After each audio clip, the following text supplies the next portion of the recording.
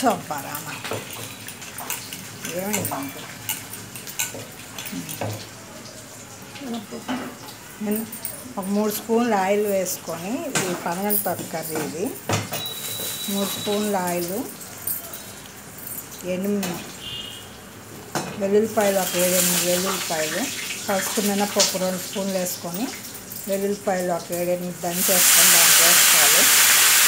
ఒక అర స్పూన్ జీలకర్ర ఎండుమిర్చి 2 పోపు వేసేసుకొని పనగంటాకు శుభ్రం చేసి పనగంటాకు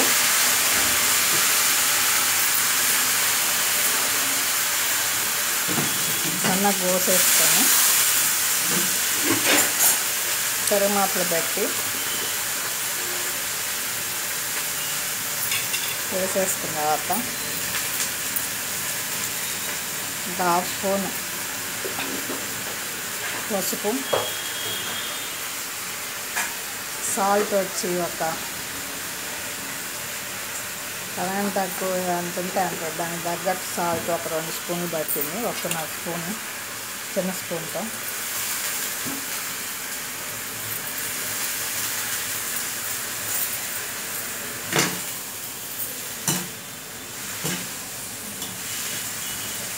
పైన కింద కలిసేటట్టు కలిపి పెట్టుకొని ఇది కందిపప్పు ఒక హాఫ్ గ్లాస్ ఉంటుంది కందిపప్పు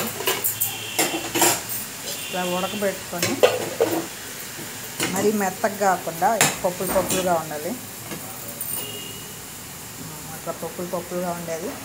ఆ తిరగమాతలో వేసుకున్న తర్వాత పనగంటాకు ఇది కూడా నీళ్ళు లేకుండా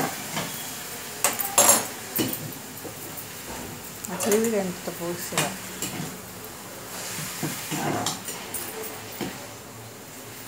కొంచెం దాంట్లో నీళ్ళు ఉన్నా పర్వాలేదు పప్పులో ఆ పప్పులో నీళ్ళు దాంట్లో పోసేస్తే అదే ఉడికిపోతుంది.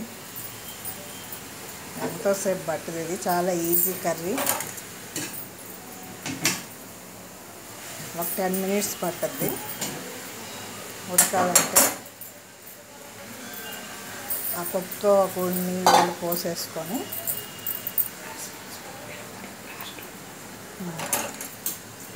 అది వేసేసుకున్న తర్వాత ఒక 10 మినిట్స్ పట్టద్దు ఉడికే లోపలికి. దించబోయే ముందు ఒక అర స్పూను కారం వేసేసుకుంటే ఈజీగా అయిపోయే పనగంటాకు కందిపప్పు వేసుకుని కర్రీ రెడీ అయిపోద్ది. ఒక 5-10 మినిట్స్ లోపల అయిపోతుంది. మరి మెత్తగా రావాలంటే 10 మినిట్స్ పట్టద్ది. కచ్చపచ్చగా రావాలంటే ఒక 5-6 మినిట్స్ చాలు. మూత వేయకుండా ఉడకబెట్టాలి. ఇది ఆకుకూర అంటే మూత వేసుకోకూడదు. అది కూడా ఒక టిప్ ఉంది. ఆకుకూరకు మూత వేయకూడదు. అట్లాగా ఉడకాలి. ఈ మెత్తగా అయిపోయి నీళ్ళని ఇనికిపోయి ఉడికిపోయిన తర్వాత ఒక 5 మినిట్స్ పైన అవుతుంది. 10 మినిట్స్ అట్ట సగం పెట్టుకోవాలి. సిమ్లో పెట్టేసుకొని ఉడకబెట్టుకుంటే ఆ పప్పు మెత్తగా ఉడకలేదు కాబట్టి దాంతోపాటు మెత్తగా ఉడికిపోద్ది. పప్పు మరి స్మాష్ లాగా ఉడకనివ్వకండి. కొంచెం కచ్చపచ్చగా ఉండాలి పప్పులుగా ఈ మెత్తల్లో అంటే ఆకుకూర ఉడికే లోపల అది కూడా ఉడికిపోయి మంచి టేస్ట్ వస్తుంది. లాస్ట్లో దీనికేం పప్పుల పొడులు ఏమి వేయరు. లాస్ట్లో ఒక అర స్పూను కారం వేస్తారు. దాంతో అయిపోతుంది కర్రీ. నా ఛానల్ చూసిన వాళ్ళందరూ సబ్స్క్రైబ్ చేసుకొని ఇంకా మంచి హెల్తీ ఐటమ్స్ పెడతాను. ఇది చాలా హెల్తీ కర్రీ.